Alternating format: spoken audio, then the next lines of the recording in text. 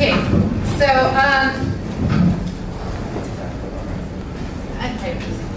alright, I can talk pretty loud, but if you can't hear me, let me know.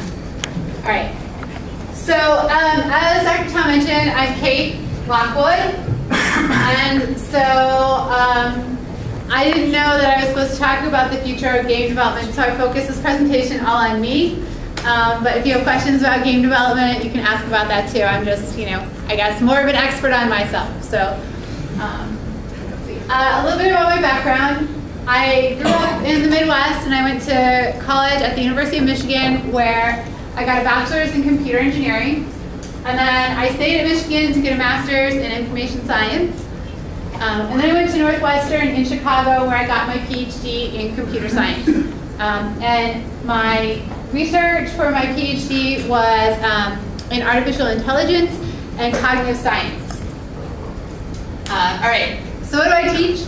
I've probably seen most of you in one of these at some point or another. I teach a lot of the CST 231, which is the introductory programming class, and so that's the one that all of the CSIT majors have to take, and it's one of the options for CD students. It's C++, so I'd love to see any of you that are interested in some C++ take that class. And then I teach a lot of data structures, which is CST 238. That's the second one in the sequence for CSIT majors. I teach CST 320, which is Introduction to Game Design. It was offered for the first time last spring, so that's a spring-only class if you're interested. It's required for all the game development concentration CSIT students, but it can count as an elective for the other CSIT students. I teach an FYS class, and so for those of you that are transfer students, FYS here is first year seminar. All the freshmen have to take it. So I love it. Some people don't like to teach freshmen, but I love teaching freshmen. They're excited. They want to turn their assignments in on time, and they're just really, really excited to be at college. They still think professors are authority figures, it's great. So I love teaching freshmen. And it's cool to see, now I've been doing it long enough that some of my freshmen are now in 300, so that's really cool to see. I mean, my previous freshmen, they're not still freshmen. Now that class is FYS 156, it used to be FYS 100, and the theme is technology and society.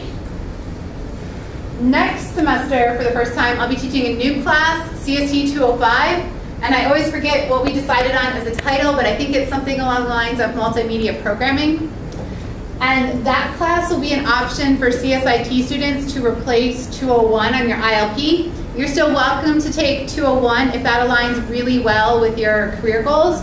205 will cover the same kinds of things like media manipulation, manipulating sound files and video files and images, but we'll be using Python rather than Dreamweaver and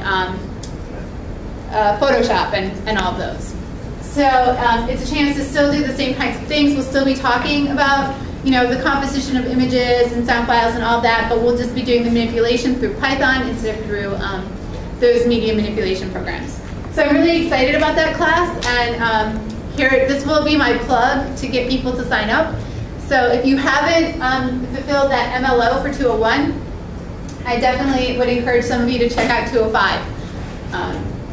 And let's see, what else do I teach? I sometimes teach 495 sections, so I definitely encourage you all to be on the lookout for CST 495 offerings. 495 is the special topics, and it kind of just is whatever is an exciting topic that someone wants to teach. I've taught them on iPhone programming and Python programming. So, I don't know, we're always throwing around ideas for new ones. If anyone has an idea of something they really, really want to learn, let us know and we can see if it works into the schedule. And then I also do capstone advising, and it's one of the favorite parts of my job. I love working with students. I just said I love working with freshmen, but I also really, really love working with students on their capstone projects. When you get a chance to really do an in-depth project that combines your interests and the faculty's interests and gives you a chance to bring everything you learned at CSUMB together on one project. So they kind of do everything from first semester freshmen to seniors about ready to graduate. And it's kind of fun. I get to see people at all different steps along the way. All right. So, other CS stuff I'm interested in, just kind of a random dump of computer science related topics that I'm interested in. Mobile applications and developing for mobile platforms, games, all kinds of cool interactive possibilities that open up when you have a powerful computer in your pocket, especially since most of us probably carry around like 4 of them with us. I don't know, but between my phone and my iPad and my computer, you know, I always have a ton of computing power with me at any particular moment. Artificial intelligence, which was my research in graduate school, and it's still something that I try to stay involved in the community and work on projects. So I have a couple collaborative projects that I work on with people at other institutions. And I'm always happy to talk about AI or to pass on papers or anything to anyone that's interested. And to help students that are interested in AI find ways to work it into their class projects, or to find ways to do AI-based internships or projects while you're in school. So like I know we have one CSUMB student who's really interested in machine learning, who's been working at MBARI in their autonomous underwater vehicle group for 1.5 years. So you know, if AI is something that you're really, really interested in, oh yeah, hey, Philip is right there. So. At some point, ask Phil about his internship at MBARI.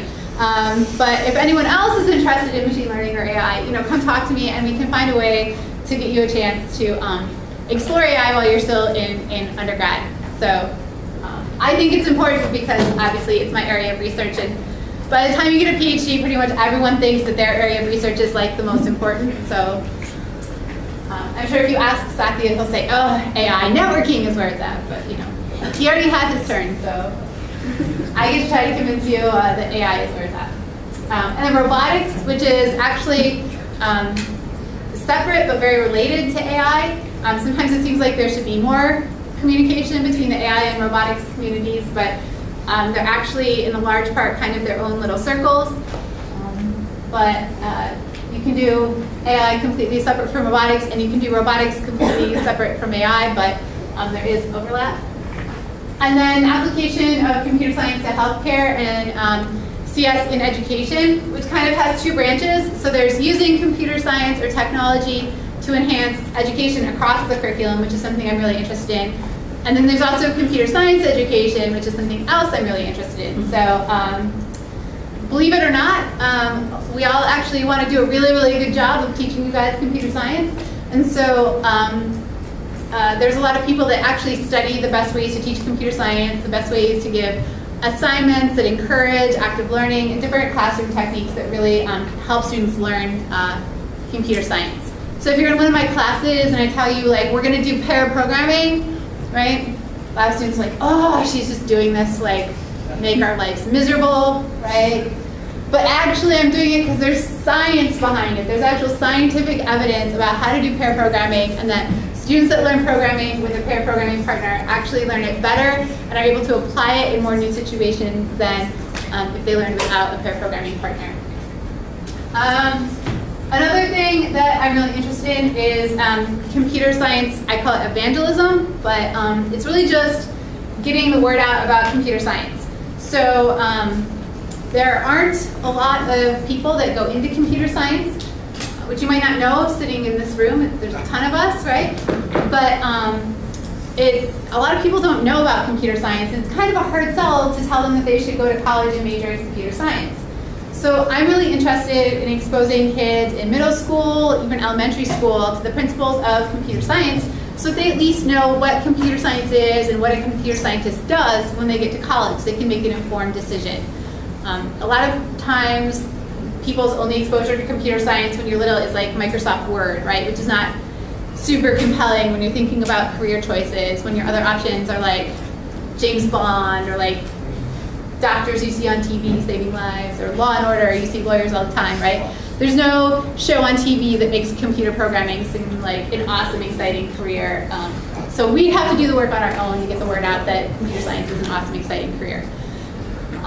So if that's something else you're interested in, there are actually a lot of opportunities for college students to mentor or work with high school students, middle school students, and elementary school students, doing things like teaching them some basic programming, working with them in robotics competitions, or even just hosting them on field trips to CSUMB and showing off some cool computer science stuff. So if you're interested in any of those things, you're welcome to come to my office anytime. Or, well, it's better if you come during office hours or email to set up an appointment, because meetings, classes, we all get busy. But I'm always happy to make time for students that want to come chat about things I'm interested in. Okay, and so this is my office. I'm in room 172 of Lobby C.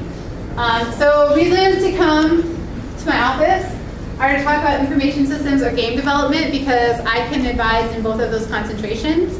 And I kind of, I don't know, help out with those concentrations. So if you are planning on concentrating in either of those areas, you should come talk to me, and we can talk about your ILP, about classes to take, about internships to look for so that you're prepared to enter the job market.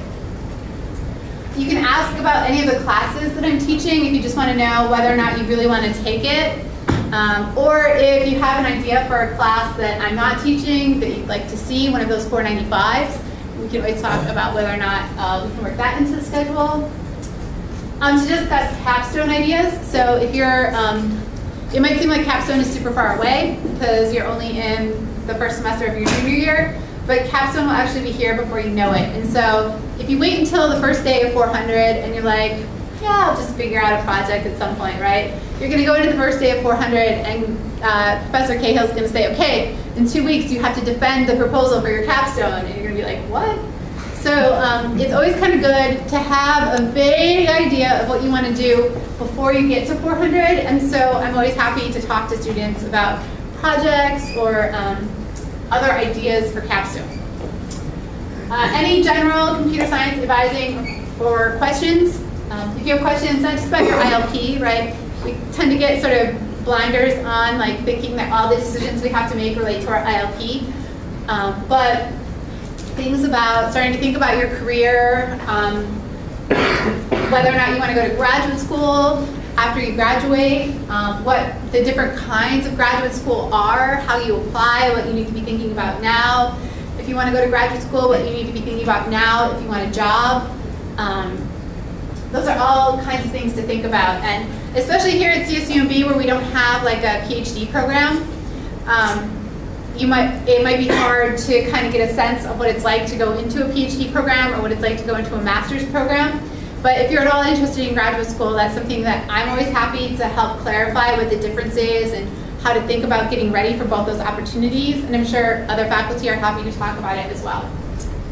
The other reason is that I have candy in my office. So if none of those other reasons were compelling enough, I have a SpongeBob bucket full of candy in my office. And if you're ever in my class, SpongeBob makes periodic appearances too. So yet another reason to come to my office or to sign up for one of my classes is there might be candy in it for you. So just an added bonus. And then other stuff that I do. So